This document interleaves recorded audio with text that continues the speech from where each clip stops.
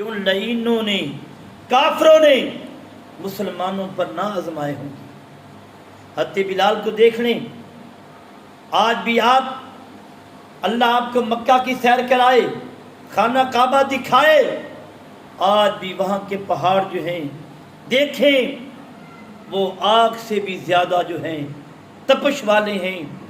وہ حضرت بلال کو زمین پر لٹا دیتے، پتھر پر رکھ دیتے، کہتے یار اپنے نبی کو چھوڑ دے۔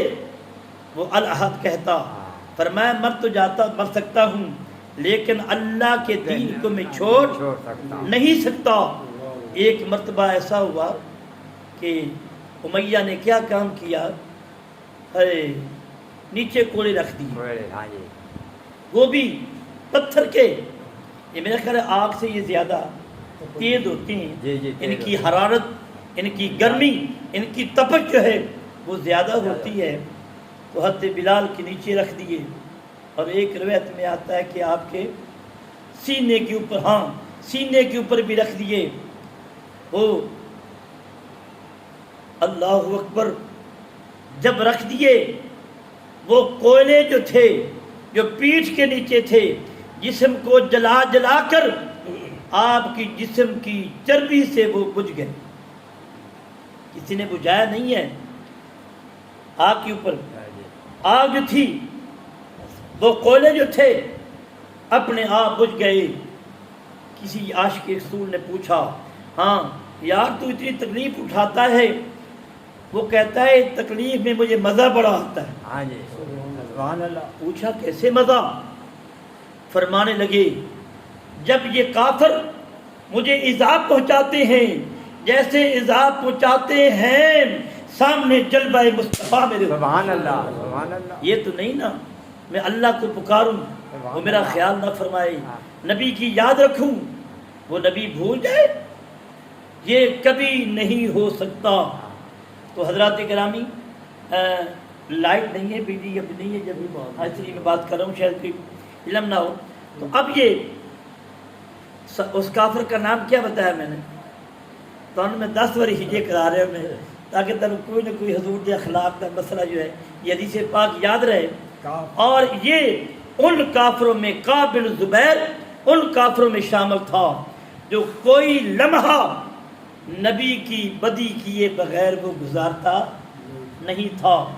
وہ شاعر تھا، جب اس کے بھائی نے کہا نا ہن تیری خیر نہیں ہے، تو نبی علیہ السلام نے اس کافر کو دیکھا ہوا نہیں تھا۔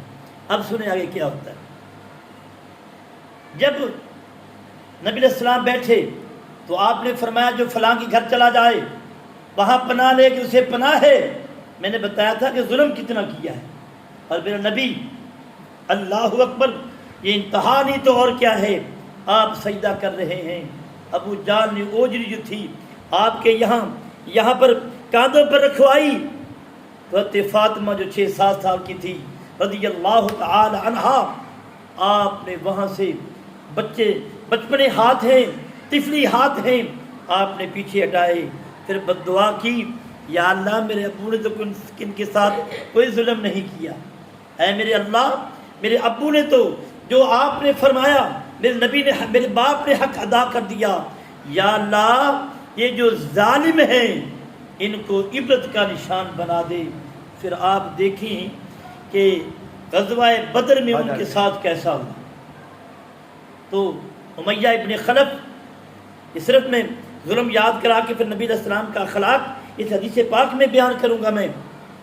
تو امیہ ابن خلف وہ کہتا تھا، جو جس نے ظلم حضرت بلال پر کیے، وہ کہتا تھا کہ میں تجھے کسی مقام پر خود اے نبی قتل کروں گا، نقل کفر نباشد۔ تو میرے نبی علیہ السلام رحمت العالمین ہیں، جب اس کا ظلم حد سے بڑھ گیا، فرمایا او کافر، فرمایا میں نبی تجھے اپنے ہاتھوں سے قتل کروں گا۔ جب بدر کا میدان آیا نا، تو جب یہ مارنے کے لیے آیا، تو نبی علیہ السلام نے ایک صحابی سے کہا کہ مجھے اپنا نیزہ دے دو، مجھے اپنا نیزہ دے دو۔ جب نیزہ لیا تو وہ کافر قریب آیا نا تو نبی علیہ السلام نے ایسے چبک ماری، آگے جو ہے زیادہ زخم نہیں کیا، وہ چیخے مار کر وہ رو رہا ہے۔ ابو جہل نے کہا تو چنگا بھلا ہے تینوں بج کی گئی، تمہیں کیا ہو گیا؟ تھوڑا جا زخم لگا ہے۔ اس نے کہا زخم یہ نبی کا لگا ہے، کسی عام آدمی کا نہیں لگا۔ تو حضرات گرامی چیختا وہ پھر باثرے جہنم ہو گیا۔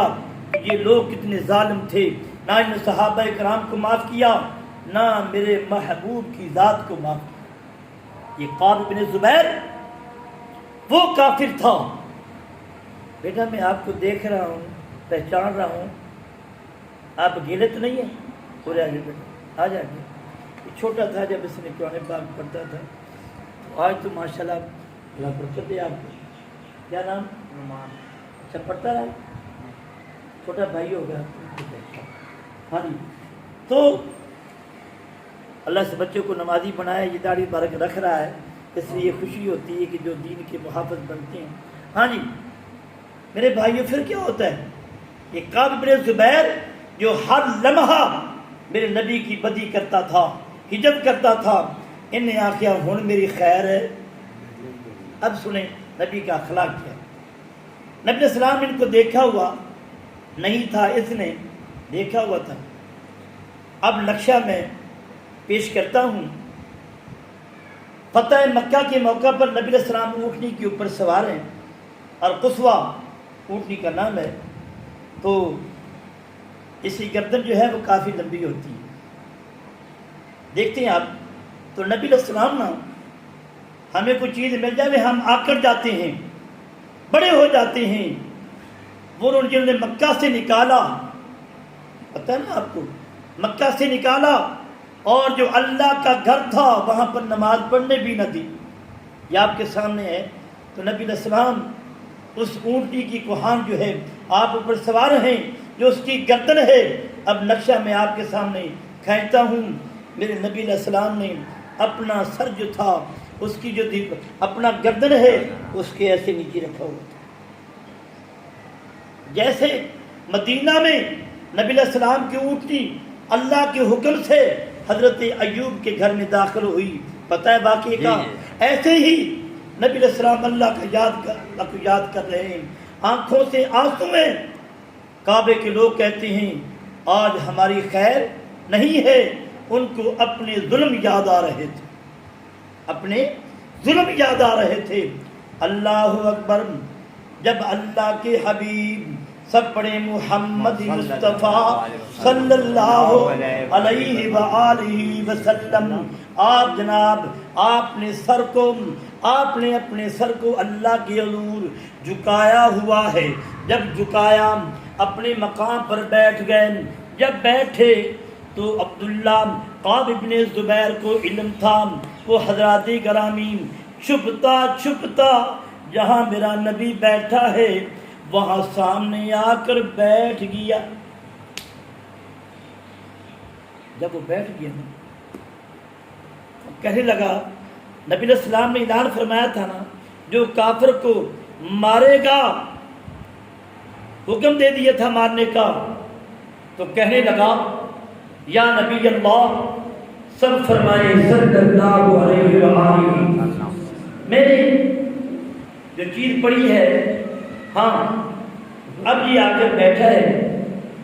اللہ اکبر، عرض کرتا ہے یا نبی اللہ۔ اب جناب قابل غور آپ کو میں نقشہ پیش کر رہا ہوں، میں کہنے لگا یا نبی اللہ صلی اللہ علیہ وسلم، اگر آپ حکم فرمائے تو قعب بن زبیر کو میں آپ کے پاس لے آتا تھا۔ وہ کیا تھا بھی خود تھا نا، یا نبی اللہ میں لے آتا ہوں۔ تو نگاہ نبوت نے بھاگ دیا، فرمایا اے قعب بن زبیر، فرمایا اب تو آج کیا ہے؟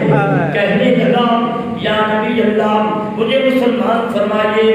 عرض کرتا ہے یا نبی اللہ میں سابقہ تمام گناہوں سے توبہ کر کر کے یا نبی اللہ آپ کی زلفوں کا اسیر ہونا چاہتا ہوں میں، تیرے نام کا وہ نشہ ہوا مجھے ہر نشے سے بچا لیا، تیرے نام کا وہ نشہ ہوا مجھے ہر نشے سے بچا لیا۔ حضرات گرامی، میرے نبی علیہ السلام نے فرمایا اب تو آ جو گیا